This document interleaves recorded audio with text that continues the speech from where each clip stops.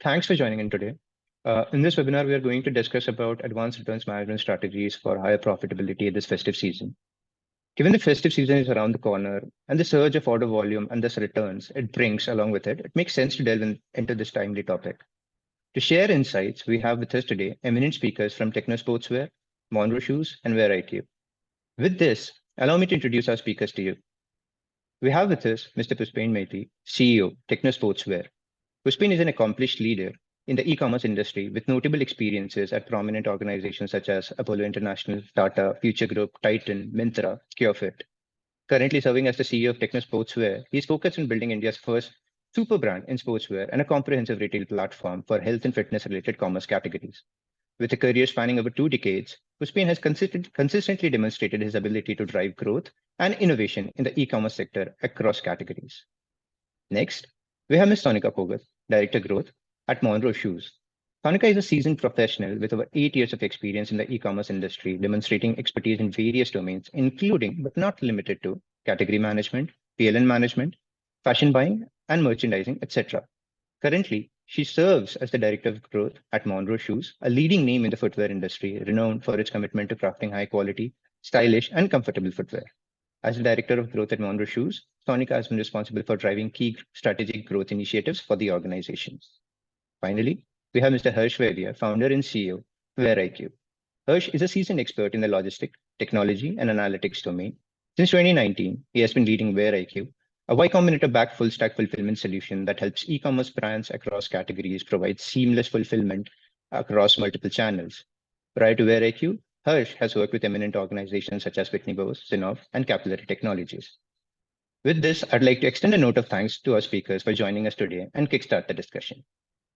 We are going to center the discussion around 4 key topics: addressing key challenges during festive season, managing returns in apparel and footwear category, prevention of erosion of margins due to inadequate returns handling, and offline sales and supply chain optimization.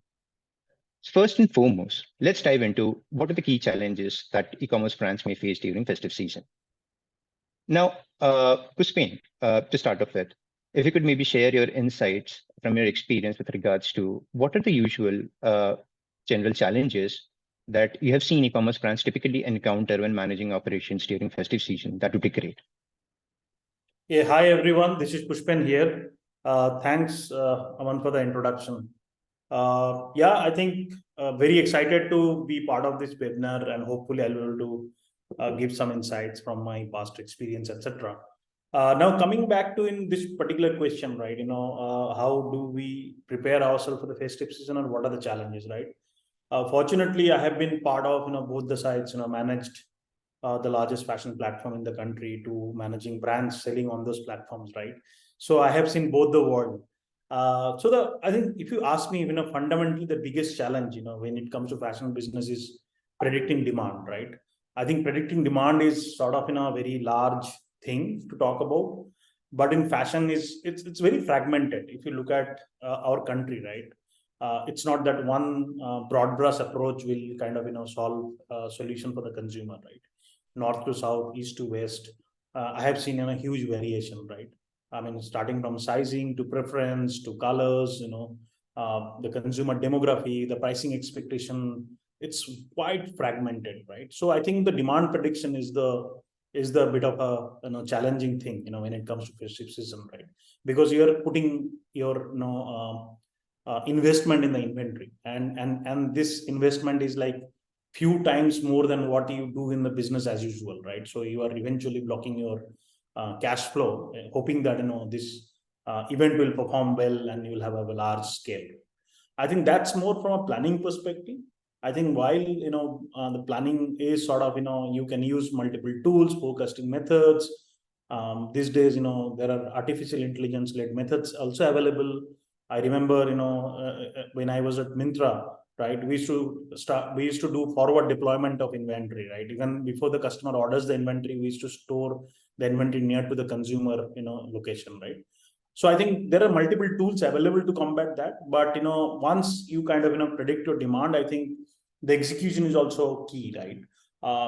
It starts with the storage space, and storage space is not like another cell in the Excel sheet, right? You need hardcore physical space where infrastructure, manpower, ability to manage inventory in the right way, right? So I think that's the second thing, execution point of view, deploying inventory at the right place, and also at the right scale so that you can fulfill that demand, right?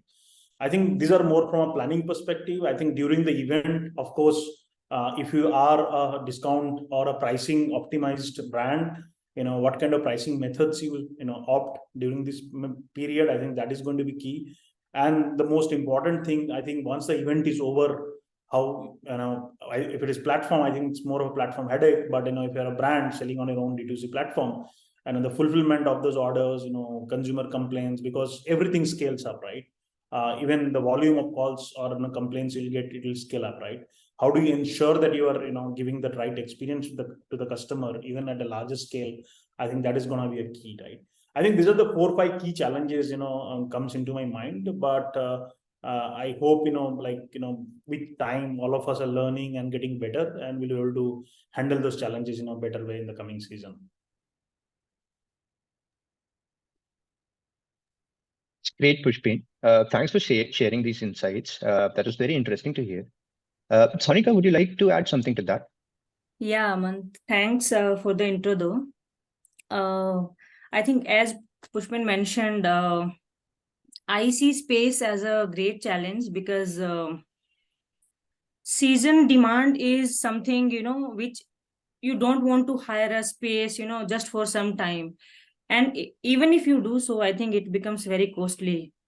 So I think nowadays, 3PL like WareIQ is giving us platform and giving us that scalability advantage so that, we can at least plan, forecast the demand, and we don't have to plan for the space. The second thing which I feel that which is very important is something, the TAT.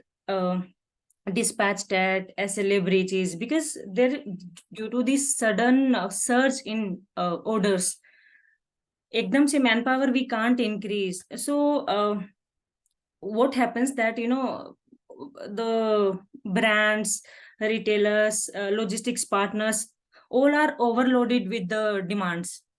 We are loaded with key whatever customer has ordered. Logistics partner has their own challenges to fulfill the orders within that TAT.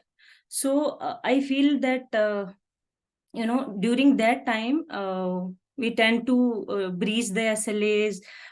We predicting something, let's say 2x or 3x, but sometimes we get more orders. Then this is something which is very concerning. And plus, the most importantly, the e-com channels don't let you breach the SLAs. So that is something I think we all can relate to. Moving next is I think manpower, because since this is a festive season, most of the this manpower, blue collar people, they usually go to their hometowns, to spend this festive season with their families, with their loved ones. So I think orders are more, and plus people crunch is there to so I think this is something which we have experienced this challenge. And fourth is something, this cash flow clarity. It is very important for any company, right? When there is BAU days and like normal events, we understand what kind of scale it is and how much what is the on an average costing we are occurring from, in terms of logistics and the reimbursement of the invoices. But when it comes to event, and due to this sudden surge spikes, so this understanding of cash flow management, it also affects. So yeah, I think these are the 4 key challenges in terms of space, manpower, TAT, breach, and cash flow, which I can see from my perspective. Got it, Sonika. these four key challenges, I think, would be applicable across categories, especially in the fashion and footwear industry, I'm assuming. So it was very interesting to hear your thoughts on this. Harsh, would you like to add something more to that from your experience of working with e-commerce brands across categories? Sure. So, great, Pushpin and Sonika. Thanks for sharing your perspective. Specifically, since Pushpin is leading apparel, fashion, lifestyle segment, and Sonika from a footwear perspective, they have their own spikes and also their natural returns, which returns essentially, which is the key topic of our webinar today. It adds to more burden in the supply chain. And with festive season, the inevitable thing is that your warehouses will be piled up with a lot of returns. And everyone is focused on profitability these days, including the marketplaces where brands are selling on. So what's happening is Flipkart, Amazon, Myntra, which they were accepting even borderline claims before, they're rejecting all these claims now. So that is also threatening to margin risk. So I have some perspective on what are the things that brands could do this festive season, given there is some bit of change also in the market dynamics. And there are a few fundamentals which Pushpin talked about in terms of planning. That is always going to be there. So if you are able to plan things well, you are already ahead, and you can even meet the challenge which Sonika spoke about in terms of space planning, manpower planning, and so getting the planning is like a tough nut to crack. But apart from that, there are some systems in place which brands can keep in place so as to kind of make sure there are going to be a lot of returns coming to the FC. I'm talking more about customer generated returns. Somebody tries a product, finds out the image was different from what they got, or size was different, and some of those scenarios are going to be there. So how can you make sure that your supply chain is geared for this increased reverse logistics flow, which was not going to be there in the business as usual, and you're able to manage it? I have some pointers on that I can share. But apart from that, generally, uh, these are like few months where spikes typically come in, and there are like two variables to optimize for. One is the what is the safety stock that needs to be there in the warehouse, because you cannot accurately uh, predict the demand to nth level, to a very accurate level. So you need to have like some safety stock that if your products promotion pick up more than what you anticipated, you still have stock and you don't get out of stock in this duration where your sales are going to be the highest one.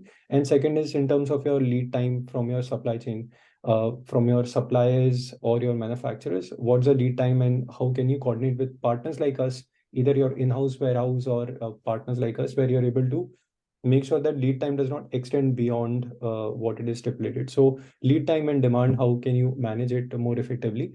I can share some more pointers on that in the webinar. But yeah, I think from profitability management perspective, I think the key part, one is the optimized way, where if there is a way for you to reduce a return, which typically will come with regional placement of inventory. That is the biggest element we have seen, which has reduced the return percentages.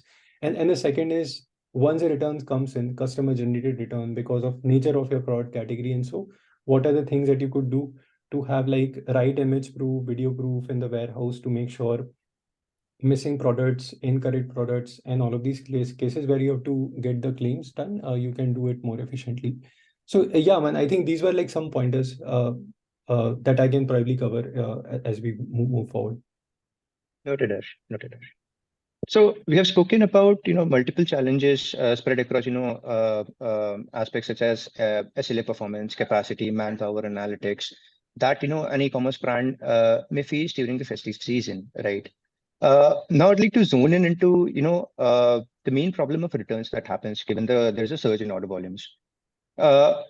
In general, apparel and footwear are return-heavy categories. What tech-driven or purely operations-driven strategies across the order cycle, be it on the online storefront or in the fulfillment ops or usage of tech solution, can e-commerce brands employ to maintain a healthy return rate? Sonika, do you have any thoughts on this? Yeah, man. So I think returns is something natural part of this online shopping process. We can't deny this fact. Customer can returning a product because of multiple reasons. It could be because of some size or fit issue, or they just didn't like the product. And let's not forget those impulsive buyers also, who just ordered and then regretted their decision. So uh, uh, this is something, where sellers are it's a dance between, sellers and the buyers, where everybody is trying to get their right fit, perfect partner. So yeah, so returns will be there, but so to understand ki, what are the causes of returns and how we can control that, I would like to share a perspective here, especially in terms of ops related strategies. So usually what we do is we check on the nature of return, whether it is customer return or RTO, which is like courier return. So courier return is something, what we can do is, we can nowadays, like there are lots of these logistics partner are sharing NDR reports. So customer delight team, whether like what kind of actions they are taking on that, and then again deep diving into the RTOs. For example, is there any particular pin codes which are causing more returns? For example, Northeast, we know that there is some kind of serviceability issues, challenges we face during Northeast. Then there is, if there is any special, customer historical data, where customers are ordering and then it is causing more into RTO. And nowadays there are lots of tools also to highlight these red flags regarding the history of the returns. Then I think logistics partner efficiency is something which is very important to track. When I say logistics partner efficiency, that means so we have multiple partners, eCart, Blue Dart. We tend to understand, how much order we are giving, what kind of percentage we are supplying through these individual logistics partners, and then tracking their performance, which logistics partner is causing more RTOs to us. So this is something which, deep diving into the regions of RTO is what we have done. Moving back to customer returns, that is something I think we have started in our form. What we have done is we have segregated the reasons of returns, and then those are being experimented with the in-house fit and trials, whether the validation, what customers are saying, and what in-house we fit and trials we are doing, whether that is syncing or not. So if that is not syncing, then I think you need to again work on some kind of standardization if it is required, or if it is syncing, then you need to take appropriate action as per the regions. Apart from that, I think there is one leaky bucket which we have identified is something warehouse controllable returns. Sometimes what we do, just to so that we don't breach SLA, we do that ki okay, ek size up and niche we can do. Let's say customer has ordered 38, and for example people could not find the product, and they just tend to say okay, let's send one size up, or let's send one size down. So these kind of practical things usually happens in warehouses, which I am like ground. I have gone to ground and I have understood why these are happening. So people, like, we do that, because we don't want penalized from the e-com channels. So controlling these leaky buckets in terms of sending wrong size, wrong color, wrong product to customer, and then sending damaged product to customer, or some mismatch of barcodes or something. I think this is something which we can control in our warehouse itself. So yeah, this is my understanding in terms of controlling the returns. Understood, Sonika. Thanks for sharing an elaborate view on what the main challenges are and what the potential solutions could be.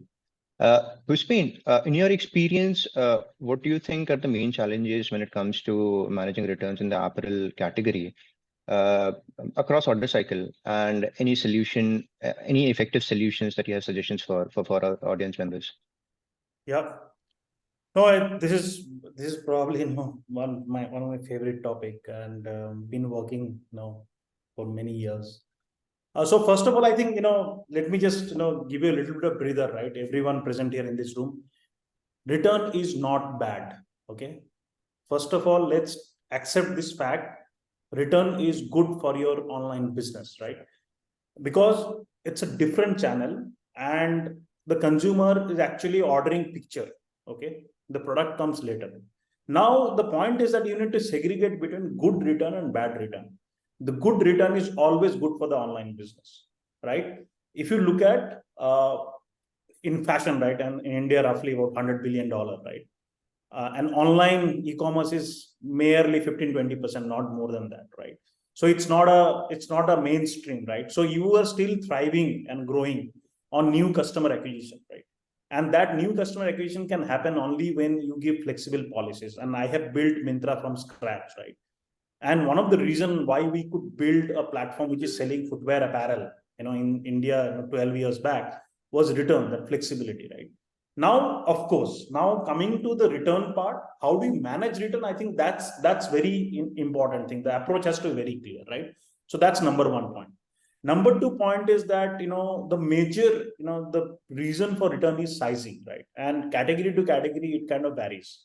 The awareness also for return, for sizing, from a consumer perspective is very different. If I ask, Aman, what size of the shoe you wear, right? You will be able, right now you'll be telling a UK 8 or UK 9, right? But if I ask you what shirt you wear, you'll say, मेरे को तो Arrow का large आता है, Louis Philippe का medium आता है, right? So awareness is, first of all, is very different for apparel compared to footwear, right? Footwear is more standardized, etc. Unless a locally manufactured footwear where there's a bit of variation, etc. Right? But most of the big brands or most of the brands who want to claiming to be a brand, I think they follow a very standard size set, right? Now, I think there are proactive and there are reactive measures, right? And how you can control return, right? I think first and most important thing is that standardizing the size when it comes to apparel, right? Of course, you can put up a nice size chart, etc. But trust me, ordinary consumer, they never look at the size chart, right? They'll go and click on the medium and large they would like to buy, and they'll buy if they know the return is there, right? So some way, how you communicate that sizing, right? Average Indian sizing, right? I think it's very, very critical, very, very important, right? How do you bring that recommendation, alive on the platform? I think in the PDP page, I think that's very important. Second is that, when you do shoot, right, there's a lot of color variation. And I remember, we used to do the photo shoot in the studio, and then there are different kinds of monitors, different phone models, Samsung versus LG versus different. We used to do the color matching, right? Because many a times we see, customer is ordering a particular product and then what he is getting is very different than what it is, right? So I think, on the front end side, there are a couple of things you can do, right? On the back end side, I think it's extremely important that your inventory is in sync with, what you're displaying to the customer. And I have seen that many a times with very sophisticated system also, what you're dispatching, handing over to the courier doesn't match, right? It could be manual error, it could be system error, it could be inventory sync error, right? And I have dealt that, right, in the past, right? So it's very important you use a sophisticated system which matches the inventory, right? So that there is no mismatch or you're not dispatching wrong product, right? Second is that, your delivery TAT is also very important, right? The shorter the delivery TAT, the lesser the return. It has been established and proven fact. I have seen in the past, right? So I think these are the things, which you can do at the back end. Also, there is a bad return, which I started talking in the beginning about return. I think good return, bad return, customer trying, liking your product, right?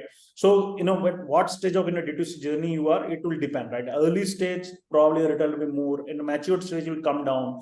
Consumer will be more aware of your, sizing profile, etc., right? For platform, it is reverse. The more mature they are, the return actually increases. For a brand, it is, on the other side, right? The brand more matures, the return actually comes down, right? On the other side, what I think, one important thing which is missing probably in India, and maybe some of the people are working on that, is a consumer profiling, right? We see many a times, there is abuse happening, from the consumer side, right? And and some of the Western large platform, right? I have seen it's very, very sophisticated system and process they have. Once you as a consumer abuse the system, probably next time you'll be blocked, right?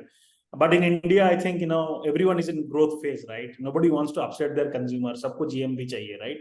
So I think because of that, I think there's a little bit of leakage there. People get away, right? But also how we handle that, right? And now coming to the operation part from the warehouse side, right? I think which is the next topic we will discuss in detail. But I think it will be very important that, like customer abuse, or when the product comes back at the warehouse, how you manage that, how you kind of reuse the product and reduce your overall the cost of the business. I think that will be also extremely important. So in a nutshell, I think return is good. You need to segregate between good return and bad return. You need to eliminate bad return as much as possible. You need to fix your front end communication. You need to fix your back end inventory management. You need to, probably give the best experience to the customer in terms of on-time delivery, right? If you can build a consumer profiling on top of that, I think that will be amazingly, great thing. So that's from my end. Understood, Pushpin. Thanks for sharing the detailed view of what the potential solutions could be to the challenges that you had outlined. Like you mentioned, returns are not bad, but one should emphasize more on how they approach returns, right? Now, the solutions, as you have mentioned, as you and Sonika both have mentioned, can be both tech-driven and purely operations-driven, right? And they can be implemented across the order cycle. So, Harsh, from that point of view, do you have anything? Do you have any point to share with regards to what the potential solutions could be for the kind of challenges that Pushpin and Sonika have highlighted already, and maybe you can even add challenges that you think that have not been highlighted yet. Definitely. So thanks a lot for sharing perspective, Pushpin and Sonika. I think, and I also saw some queries which were coming on the chat. So I have like few slides which I had with me. So one is like, what are the typical returns percentage right now?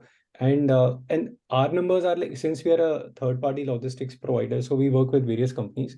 So one headline is that if you have a regionally placed inventory, your returns percentage will be 2 to 3 times less versus the national orders which you will be doing. So anything which is zone C, zone D and E, they'll be largely national, and regional will be zone A and B. Naturally, the numbers would be lower. So this is our numbers for cash on delivery orders at a company level.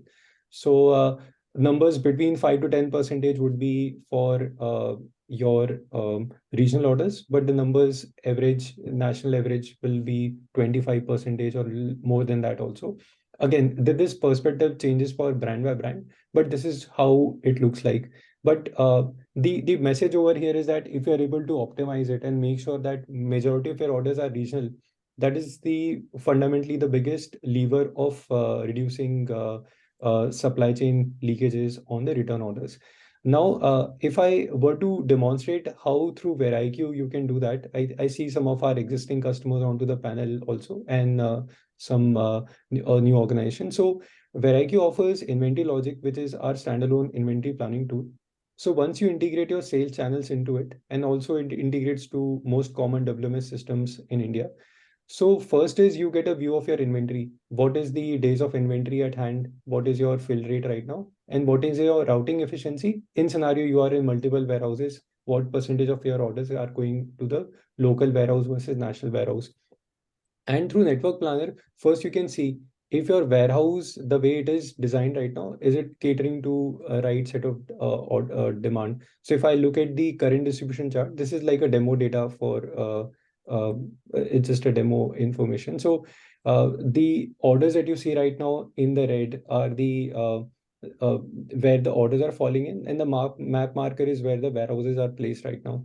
So the pie chart over here is trying to see what is the distribution of orders by national and regional. So A and B is regional, and zone D is the national, C is metro to metro, and E is remote pin codes. Now the algorithm try to optimize on that and see what could be the right placement of warehouses to kind of get predominantly of the orders in national in regional orders, and what would be the consecutive improvement in days and also improvement in cost, because national orders are typically at a fairly high surcharge versus regional. So this is one thing which you can do, and there is also scenario planning that you can do onto a platform. The first problem statement is network. What is the right network you need to have? The second problem statement that we help solve is the placement of inventory, which is more complex problem.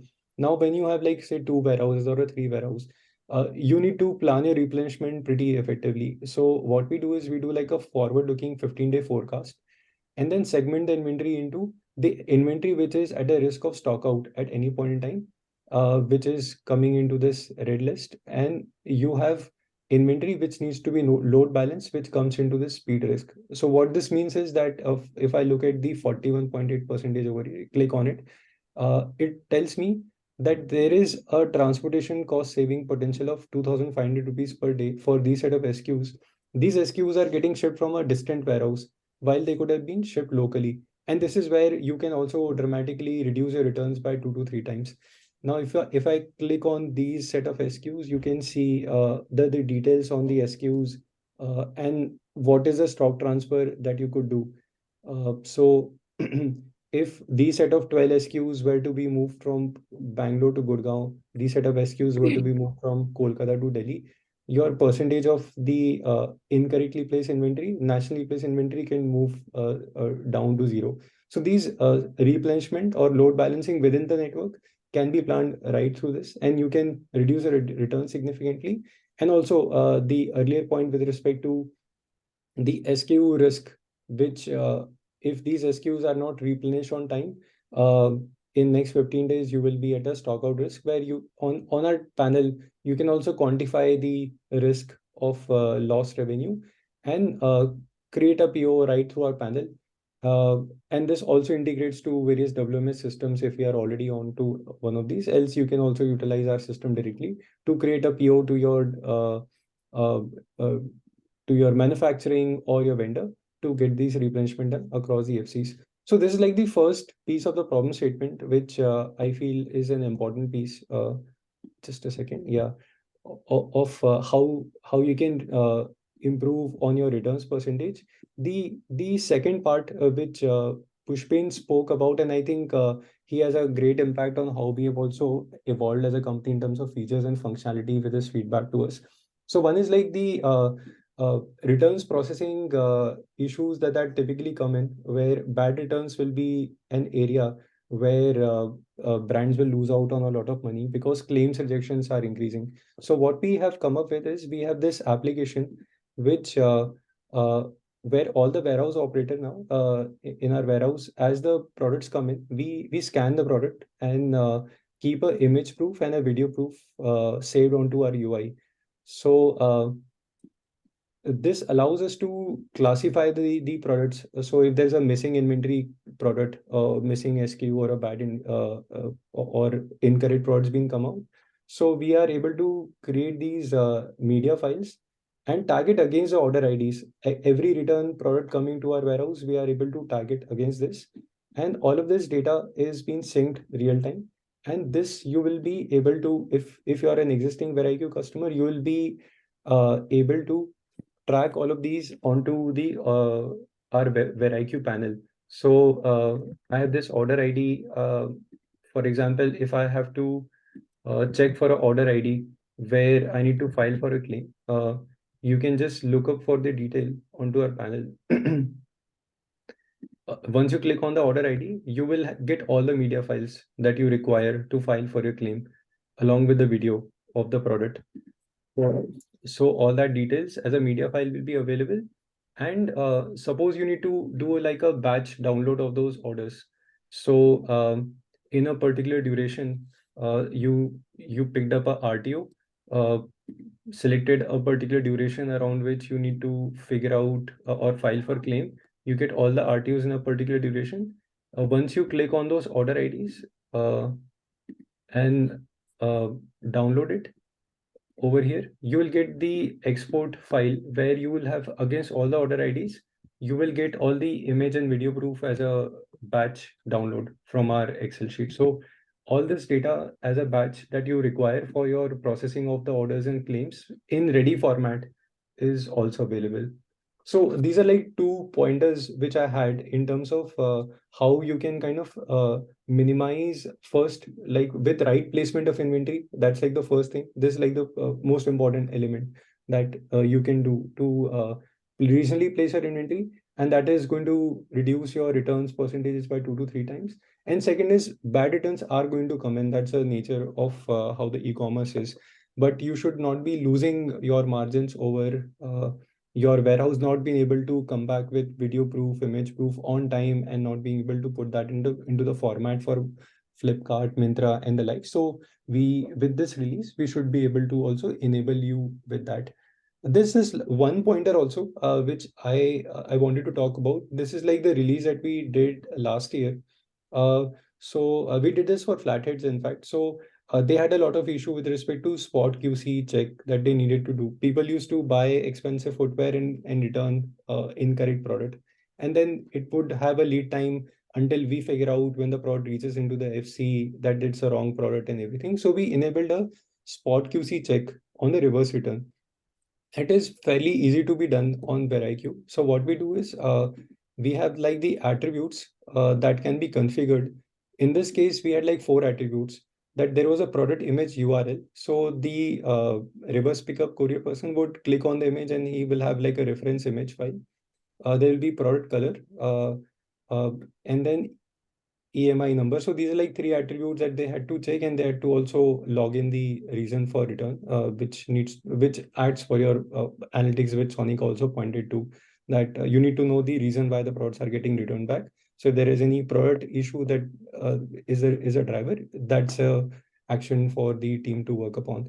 So what happens onto the panel is like if I go to my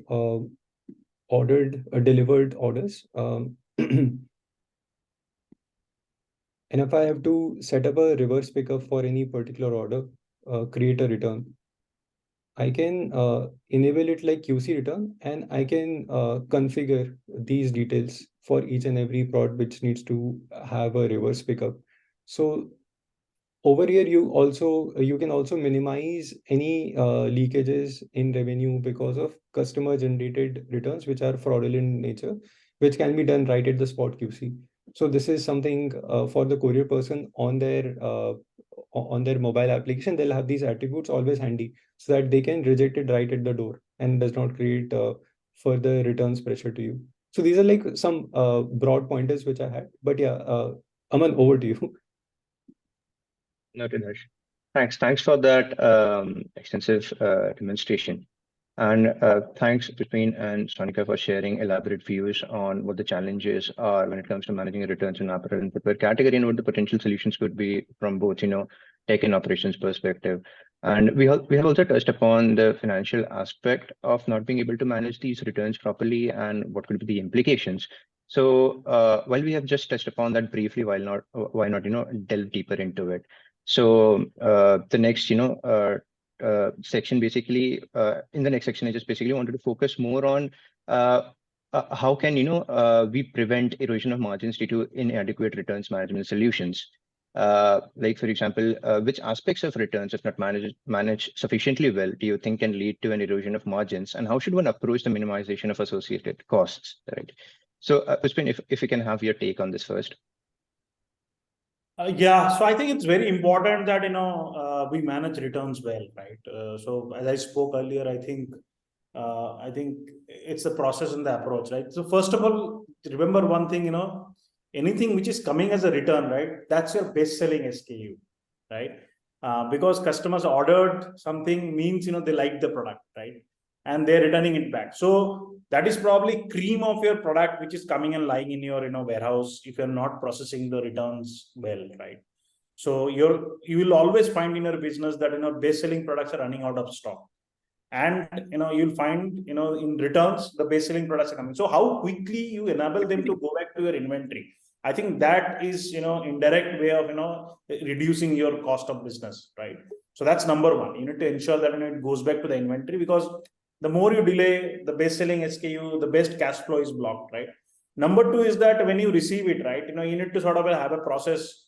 How do you kind of categorize them? And at times you'll find that even a minor thing or tag missing, etc., is sort of will be categorized as an unusable inventory, right? So you need to segregate between usable and unusable inventory, and whatever is usable, first grade goes into the inventory immediately, and then there will be something minor, the tag missing, sticker missing, or in case of footwear, the broken box is big problem in footwear industry, right? How do you get the box replacement, etc., done very quickly so that it goes back to the inventory? That's number two. Number three is that your customer abuse, right? And I cannot quote numbers, but I have seen many platforms, they literally got inventory worth crores and crores which is unusable completely. Somebody bought a Nike shoe and returned a local slipper, right?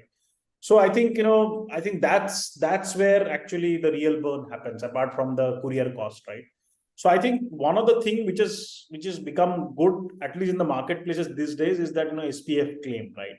How quickly you can do the SPF claim and safeguard your margin, at least cost of the product. I think that's very important, but it has also a fixed window, right? So I mean, you need to have process, so that somebody from the warehouse processing the return, getting the picture.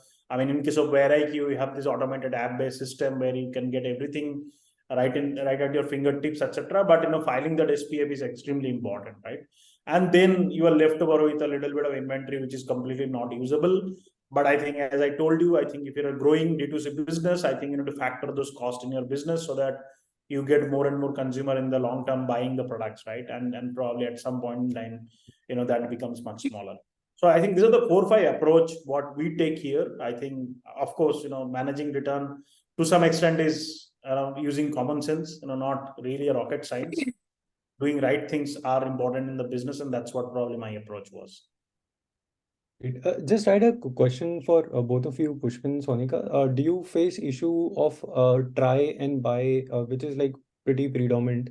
So is there any policy or anything that you've done to kind of either negate that or encourage? I don't know. What's your thoughts on that? That people, a percentage of them will just order it just to try if it works out and only keep it if they really like it or so. Yeah, so I think Harsh, to be very honest, try and buy works. If your price of the product is premium, right? At a value price point, I think offering try and buy doesn't work simply because courier cost itself will be too much, to handle for that kind of MRP, right? And also, consumer, from a mindset point of view, at a premium brand, they kind of expect this kind of services. So, I mean, at least in our case as a brand, we have not tried because we know we cannot afford, those kind of, cost structure, right? But it may work, I mean, in some of the cases I've seen in the past for the platform, it has worked. But having said that, I think it has still not become a very popular, right? As a consumer also, as a platform also, you don't see everyone talking about try and buy a lot while this innovation came long back. So that kind of tells the story, right? I think same way from my end to Harsh. I think considering the profitability in mind, we are yet to explore this feature. But I have heard that Myntra I think started this feature try and buy, but they could not do it because they also have understood at early stage that this is not gonna sustain. So I think this try and buy feature, as Pushpin mentioned, I think it might be possible in case of when you have premium products, so that you can cover your logistics cost. But I think rest with the normal ASPs range, and I think it becomes very difficult. Okay, thanks. Yeah, I think what I've also seen lately, like H&M, Zara, at least not in the India market, but global markets, they have made every return to be like a paid return. So they've gone to one extreme of it. Yeah. And I think Flipkart and Myntra, they've started creating like a buyer rating. So the frequent returners are getting tagged. So if a returner has like pretty frequent behavior of just trying it like for 10 times, they've done that, so they'll get blocked. Or they'll have there will be like your credit score, there will be a shopping score someday, maybe. Yeah. Yes, I think to your point about the abuse part of it, it's like a significant change over there. So yeah, I think that's something which we are seeing in the industry, but there's no norm as such right now.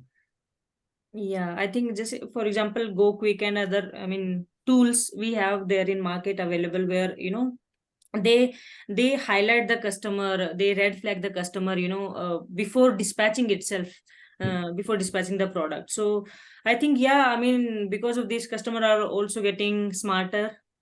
Like if they keep doing this, then they can be tracked, their history can be tracked.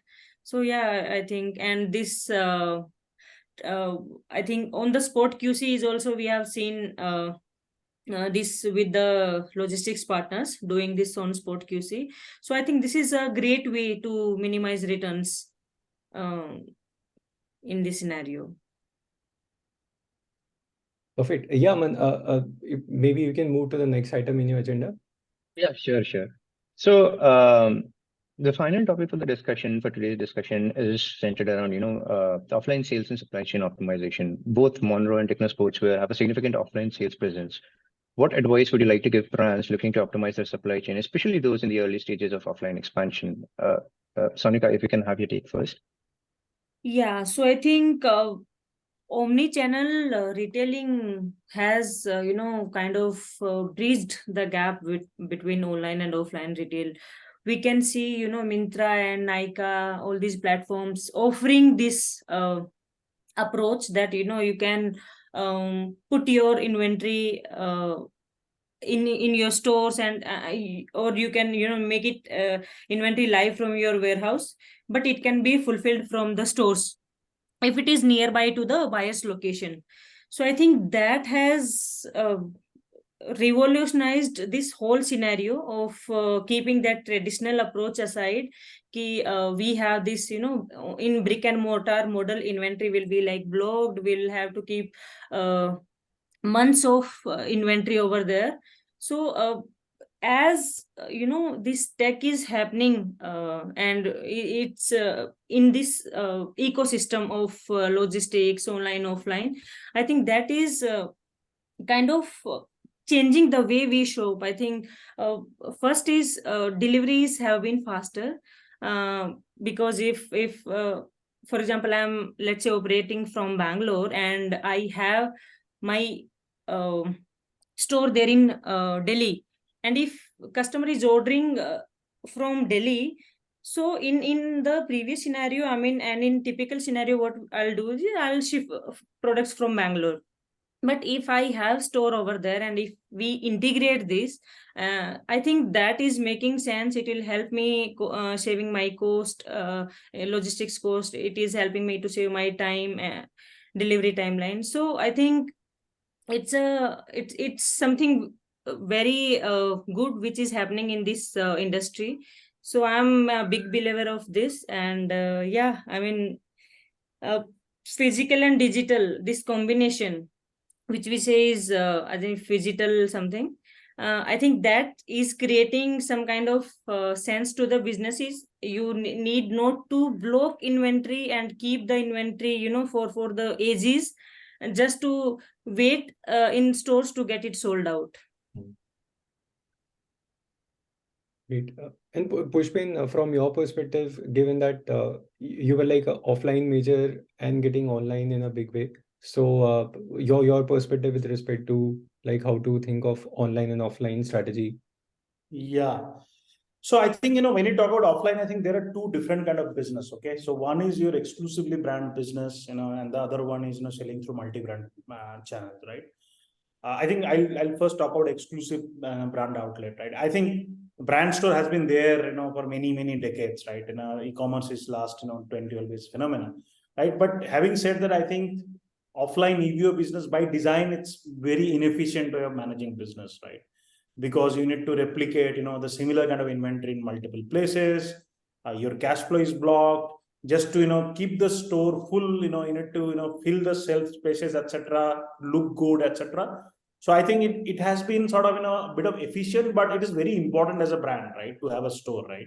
And I keep telling people that offline store is like a temple, I mean, it's like, if you're at home, you can still chant God and, you can still do your puja, but you still go to the temple, right? Why you go to the temple, right? Because you want to see the God physically, right? You see 10 other people are also thronging, around the temple, right? You feel the God, right? So it is like the offline channel is like that only, right? Once in a while you go to the offline channel, but eventually you'll buy it online. So I think it is important, but it's inefficient. But as Sonika mentioned, I think over a period of time, we see some technology intervention is happening. But having said that, my experience, I think it has been very slow, right? It's digital or omni-channel or store-led, marketplace sales, etc. It's been there for the last 5-7 years, but still it has not taken off, to be very honest, right? It's still, to some extent, it's there, little bit of, I think there is a huge opportunity here for a startup to come and solve this problem, right? There are multiple startup has been in the past, but I have not seen a very huge, change in there, right? The second thing is where we come from as a Technosport. I think we have around 5,000 retailers across the country, which is predominantly in a multi-brand stores, right? A small store, selling multi-brand product, and through them we sell. And just to give you some number perspective, last year we sold 1.2 crore garments through that channel, right? So it's such a huge. The way we managed it, is very different than traditional, right? We have very extremely tighter supply chain, right? So we have just 21 distributors across the country, and they supply it to the retailers, right? So that's number one. Number two is that the inventory holding, we kept it very, very minimal, right? So that it is more efficient, everyone is engaged, the cash flow is less in terms of blockage. I mean, mostly we are hand to mouth. As we speak, if you go to our factory, our warehouse, most of the time will be empty. Or even if I the inventory, it is blocked for some distributor for some state, right? So I think the only way to manage is that, the efficient supply chain, okay, having a very tighter, distribution system, and building a relationship with the distributor where they are equally engaged in the business, right? And that's how we have been able to do that. But now, since we have moved to online, I think we see a lot of synergy between the offline business and the online business. So considering the fact that you have 5,000-6,000 retailers across the country, just imagine if you integrate them with the ONDC, how the picture will be, right? So we are experimenting with multiple things. We are launching our B2B app where every retailer can order directly from the company using the app like Udaan, etc. Yeah, but it is very exciting time. I think, we will see, some bit of, disruption happening between offline and online in the coming days for sure.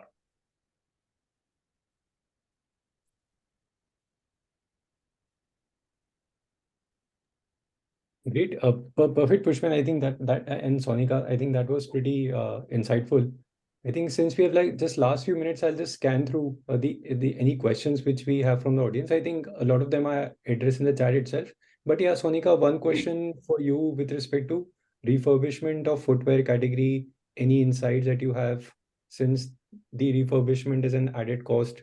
What is it that you have seen working?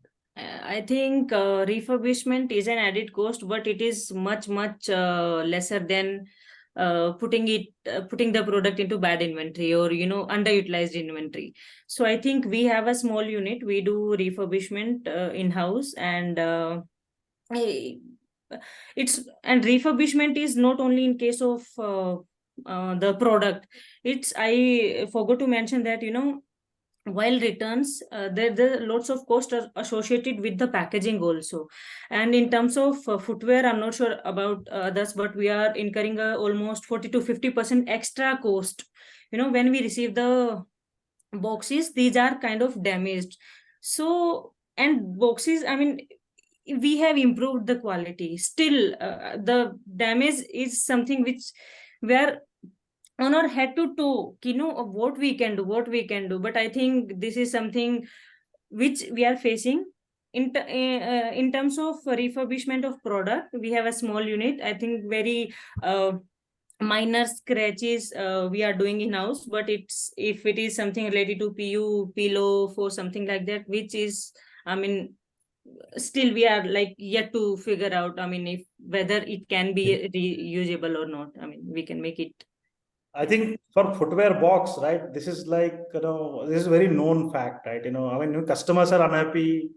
Customers will getting the product in a broken box. The brand is getting in a broken box, right? I think it's time to think out of the box. Okay. I think we have taken a initiative, Pushpan. It's on very early stage, but yeah, we are experimenting with the kind of stuffing we can put so that there is no damages from abrasion or transportation. So we are working on that internally.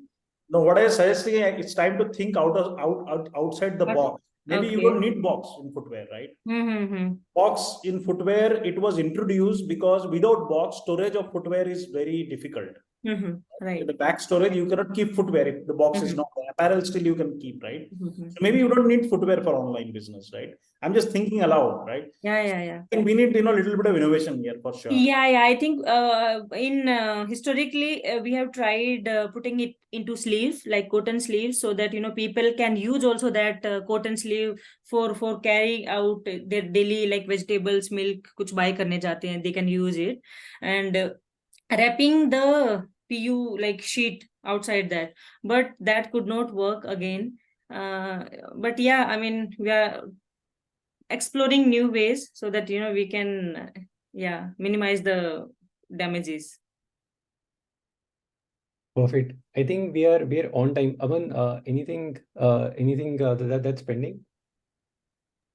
No, Harsh, I think we're done there. We're done here. We have also covered questions, and some of the questions have been directly answered in the chat itself. So I think good. So all right. With that, we'll be closing the session. So great. That was an elaborate, extensive, and in-depth discussion. So thank you to our speakers. It was great to hear insights drawn from your rich experience of working in the industry. I'm sure the attendees also found the tactics and thoughts shared during the course of the session extremely useful. To the attendees, we hope you found the practical insights and suggestions shared in the webinar valuable. Thanks for your patience and for joining the session. Looking forward to your participation in the next chapter. And with this, I'll be closing the webinar. Thank you. Thank you, Aman. Thank you, Harsh, for having us. Thank you, Pushpin. Thank you, Okay. everyone. Thank you. Bye.